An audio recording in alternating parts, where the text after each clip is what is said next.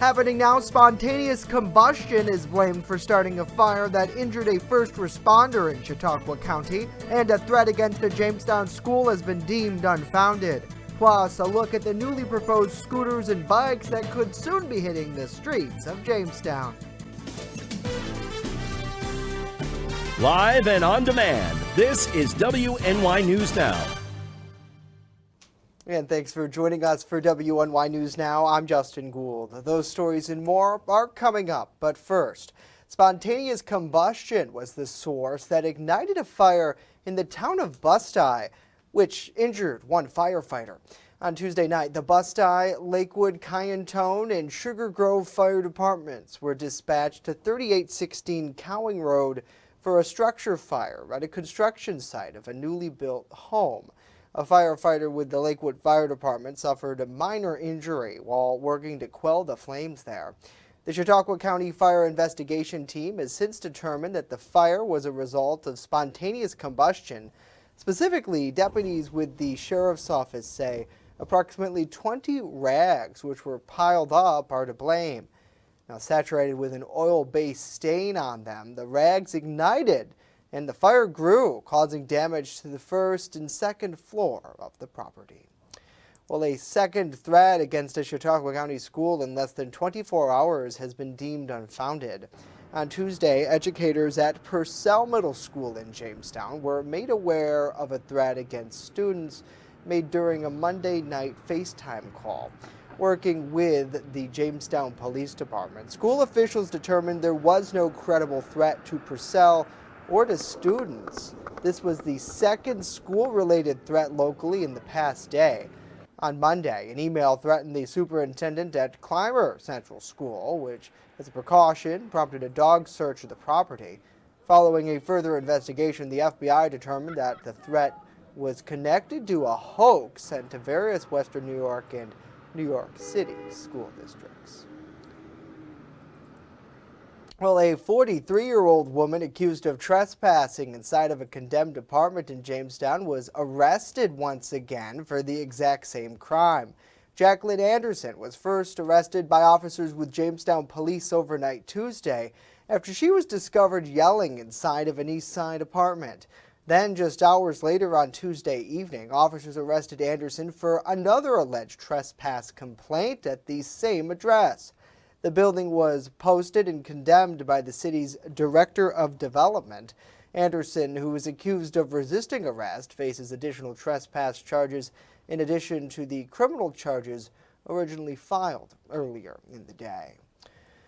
Well, Chautauqua County's largest manufacturer, best known worldwide for manufacturing diesel engines, has launched a new effort to combat climate change.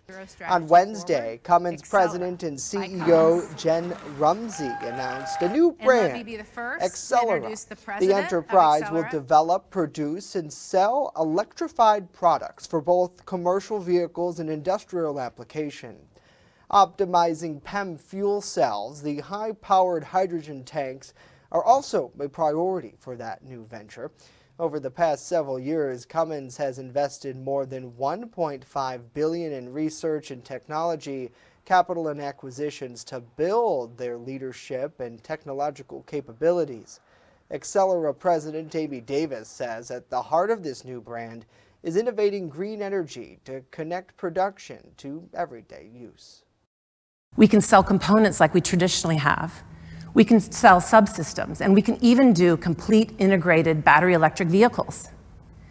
But we also can do hub projects or infrastructure projects with customers who are worried about the chicken and the egg at the same time. So it really comes together in a unique way, and it's a winning proposition.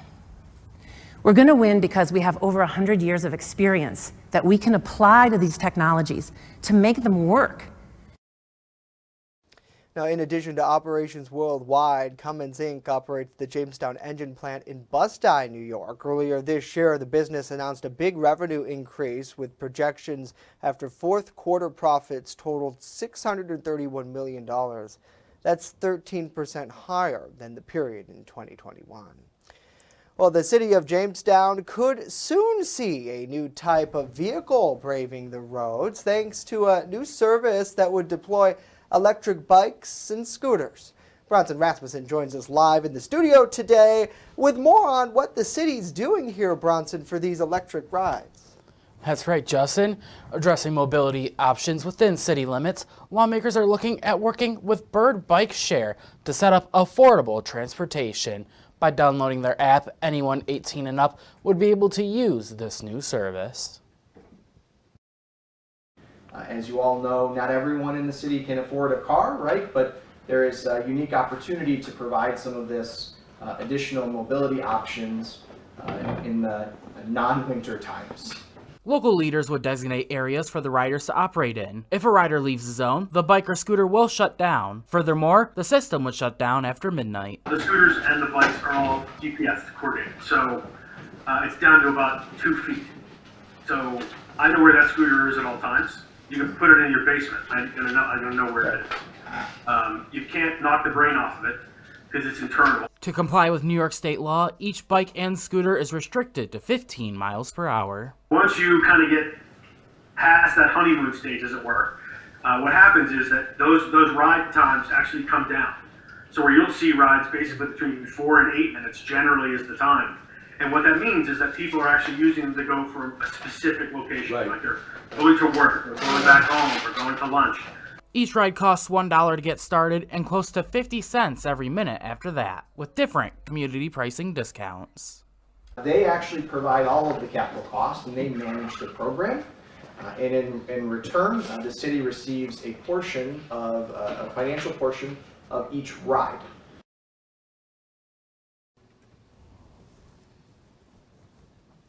If approved by Jamestown City Council and the city's legal team, a pilot program could begin this summer, Justin. And places like Dunkirk already have these scooters for you to try. Right. So I've experienced similar scooters. They might be Birds. I'm not 100% sure, but in Pittsburgh when I was on vacation a few years ago.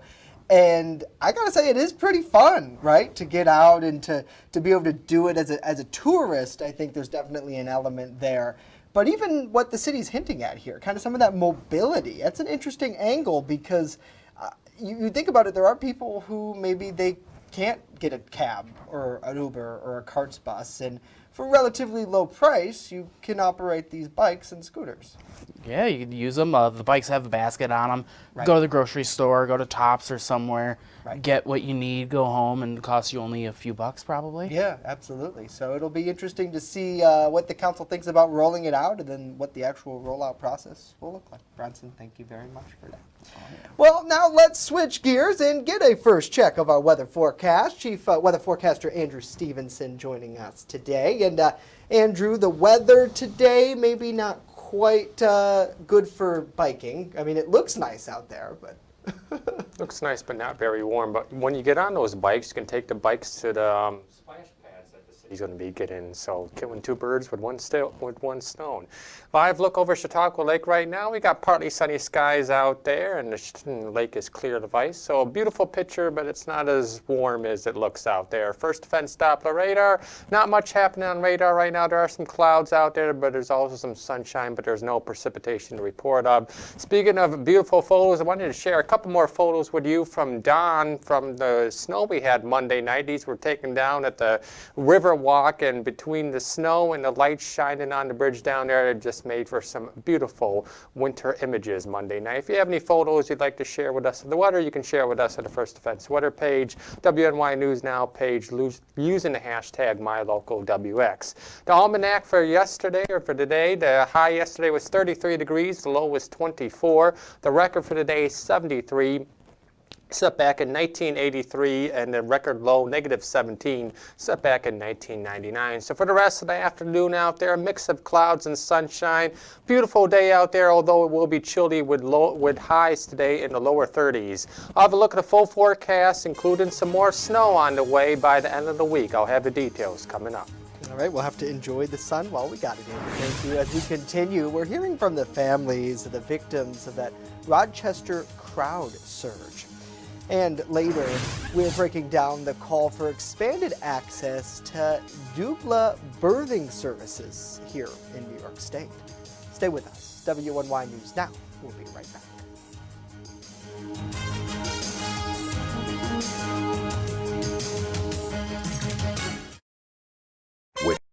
that matters. This is WNY News Now. Have you ever wanted to live out your dreams? Hunt, fish, in all corners of the earth? Well, now's your chance. Follow Primitive Patriot Outdoors as we live out our dreams and show you how to live out yours through outdoor adventures. From Western New York to Africa to all corners of the earth, follow us on this adventure. It's an experience you've never seen before. Lead and Lures, Roku TV, Channel 716.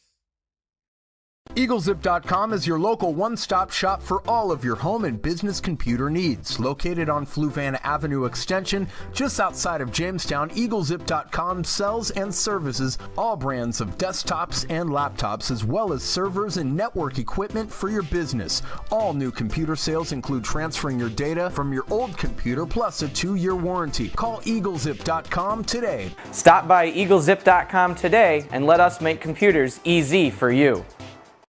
So you think you can cook? Chefs test their skills, competing in a charity cooking show competition that features a platter of unusual ingredients, including popular local cuisine. Davison's fish fry with some French fries. Judged by a panel of local celebs, So You Think You Can Cook, produced by Channel 716. All proceeds raised to benefit the St. Susan Center in Jamestown, New York. You're watching WNY News Now, where coverage comes first. 2 women are dead, another critically injured after a deadly stampede at a concert in Rochester, New York. It happened Sunday night after police say people rushed for the exits thinking they heard gunshots. Chase Howell spoke with the family of one of the 35-year-old victims as the search for answers continues. This is a picture of Brandy Miller, taken the night she attended the Glorilla concert at the Main Street Armory in Rochester. It just got me confused to where somebody can spend their money and buy a ticket to go have a good time, and you buying a ticket for your own death. Police say Miller died Monday night after being critically injured during a crowd surge at Sunday night's concert. Some people claim they heard gunshots at the venue. What really hurts is imagining the fear and the panic that was running through her head, you know, when she actually did fall and was feeling all the pressure and the feet on top of her. Brandy is the middle child of her family. Her brother and sister, Jordan and Michelle, say she wasn't just their sister, but a friend. Losing her, not having a support system like that moving forward, it's gonna be hard. And I really ain't figure it out or know what to actually think yet. So my sister was a big piece, a big key to my life. And as her dog Champ waits at the door for Brandy to come home, her family waits for answers. So I'm not blaming the promoters because they didn't push her on the ground and walk over her, but there's steps in place to prevent negligence in everything you do in life. And that's just that. Chase Howell, 13 WAM News. A national shortage of Adderall has continued, and it's now impacting some here in New York State. The FDA first announced the shortage back in October of last year when the world's largest drug maker, Teva, reported a production issue. Now, demand for Adderall has risen nearly 27%, with the prescription climbing to 35.5 million in 2019. Adults ages 22 to 44 have been part of the growing need for the focus on the drug. One problem is pharmacies can only order a handful of controlled substances at a time. Right now, we're having a difficulty getting the extended release strengths in. We do have some of the 5s, 15s, and I think 20s right now. But like I said, it's very difficult to know if we're going to continue to get it in consistently. For patients who use Adderall, pharmacists suggest reaching out to your local pharmacy branch before having your doctor send in a prescription. Since Adderall is a controlled substance, they can't send out prescriptions to each other as it directly needs to come from a physician. Well, some New York lawmakers, they're trying to expand access to reimbursement for doula services in Medicaid programs. Our New York Capitol correspondent Elise Klein breaks down the recent legislation and issues around it. The state Senate recently passed a bill intending to expand access to doula services. It would require the Department of Health to establish and maintain the New York State Community Doula Directory for doulas accepting Medicaid. The individuals on Medicaid can find a doula, they can interview them and see their credentials and et cetera, so that they can find someone that they trust to take them through what, should be a very joyful time in their lives. But myself included, it can also be a very daunting time. A community doula is a trained professional who can offer emotional, educational, and physical support to an individual before, during, and after childbirth. Some doulas working in New York say this support is important for birthing individuals, but access can be challenging. Right now, some of the people who need doula support the most are not able to afford it, and expanding Medicaid coverage to reimburse doulas would allow more people to be able to access doulas and also allow doulas to be able to work more sustainably.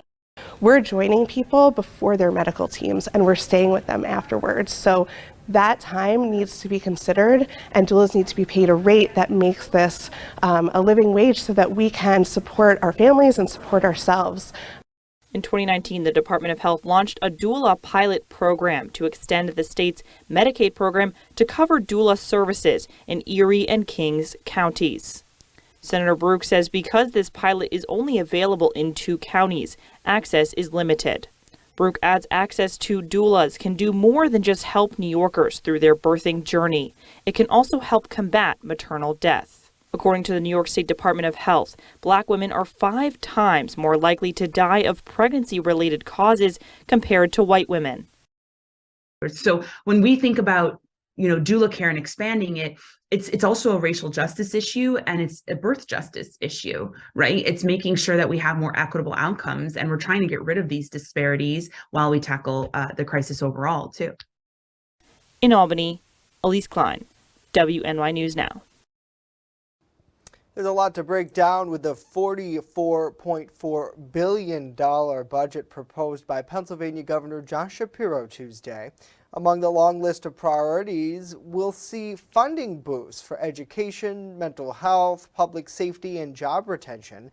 Another big theme was infrastructure funding. The Motor License Fund was originally created to fund highway and bridge projects. However, it diverted funding towards the state police over time. Governor Shapiro wants to reduce state police reliance on the Motor License Fund and create a new public safety fund for them.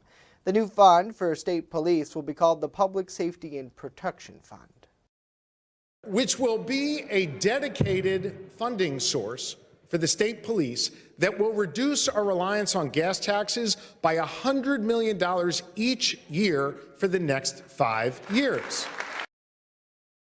The new Public Safety and Protection Fund will supplement an expected $36 million for fire and EMS services. According to Shapiro, the new funding will free up more than $1 billion for road and bridge projects as well. Well, coming up, time may soon be running out for TikTok, at least here in the U.S., as a proposal threatens this social media's future. And later, with inflation still bringing pain at the grocery store, energy bills, and other costs, the Federal Reserve Chair now coming up with a new interest rate hike. But first, Andrew has a full look at our weather forecast today, as it seems like beautiful sun is setting.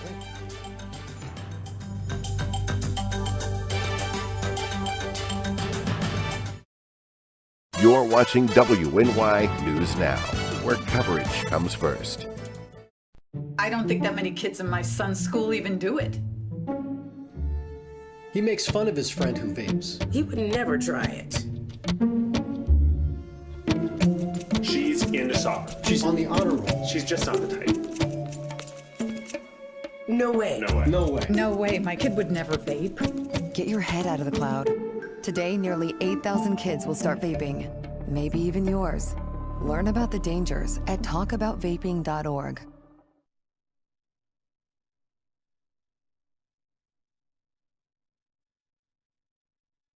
Slow down. Slow down.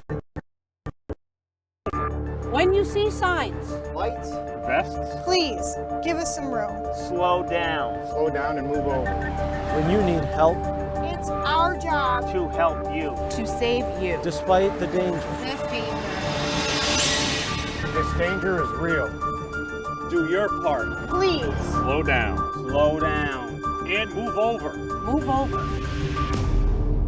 Fast, accurate, and everyday. First Defense Weather. Welcome back to WNY News Now. Currently in downtown Jamestown, we got partly sunny skies out there. Current temperature is 33 degrees at the airport with a north wind of 7 miles per hour and a wind chill at 27. While with the sunny skies yesterday, the satellites were able to take a clear picture of Lake Erie. There is no ice out there in Lake Erie, but you see across Chautauqua County the snow we got Monday night. You can even see Chautauqua Lake showing up from the satellites. So no ice on Lake Erie, but we do have a picture of the snow that got Monday night. Well, we're going from snow to spring as the first spring Skywarn spotter training is coming up at the end of the month. That's March 29th at 7 p.m. And this is an online class from the National Weather Service in Buffalo, so you can register online. And the spring sessions cover spring and summer weather, including thunderstorms, tornadoes, flooding, and all the other weather that comes with the spring and summer, while the winter sessions cover winter weather. And we need more storm spotters because the radar only sees up what's happening in the clouds and the atmosphere. Storm spotters cover what's happening in the ground. So you can register online for free, and the first session's coming up at the end of the month, and there will be more sessions coming up later in the spring. Here's what's happening across the Northeast right now. High pressure across Canada is providing dry weather across the Great Lakes and western New York, and will continue to provide dry weather at least through Thursday. Through Thursday. So let's time it out on Future Scan and go let Future Scan take us through the afternoon, through the night, and through the day tomorrow, because not much will be happening. Partly to mostly sunny skies today, partly to mostly sunny skies tomorrow. And then our next system will arrive by the time we head into Thursday night into Friday, as a system will be moving by to our south, and that's going to bring some widespread rain and snow to the region, depending on where that system tracks, how far south it goes. It depends on how much snow we get. Right now, these are early snowfall totals from Friday night through Saturday morning. This is still subject to change, but right now it looks like most areas could see anywhere from 4 to 6 inches of snow Friday night into Saturday, but again, that is still subject to change. And now the next 7 days from Ultimate Satellite Solutions, temperatures over the next few days will be in the low to mid 30s. We have a couple flurries to start the day off on Saturday, but high pressure will begin to build in, and that's going to dry us out through the remainder of the weekend. But then we turn our attention to another storm system early next week that could bring in another round of rain and snow to the region, as it looks like we are in a winter pattern now. It might be March, but Mother Nature says it's winter. Yeah, and she has the ultimate say there, Andrew. Let's get some headlines from around the nation. And TikTok may soon be taken out. A bipartisan group of 12 senators have unveiled legislation that boosts President Joe Biden's ability to place a nationwide ban on it. The proposed law, called Restricting the Emergence of Security Threats That Risk Information and Communications Technology Act, doesn't specifically name TikTok, but it would give the U.S. more powers, like a ban against foreign software deemed to be a national security risk. TikTok's spokesperson said that the possible U.S. ban would have a, quote, considerable negative impact on the free speech rights of millions of Americans. TikTok's CEO is scheduled to testify at a House Energy and Commercial Committee hearing later this month, according to a spokesperson for the committee.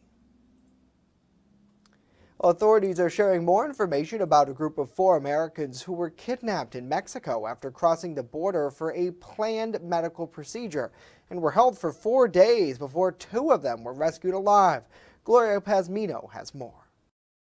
The 2 surviving Americans kidnapped by what authorities believe was a Mexican drug cartel are back on U.S. soil and being treated in a Texas hospital after 2 of their friends were killed in what a U.S. official familiar with the investigation called a case of mistaken identity.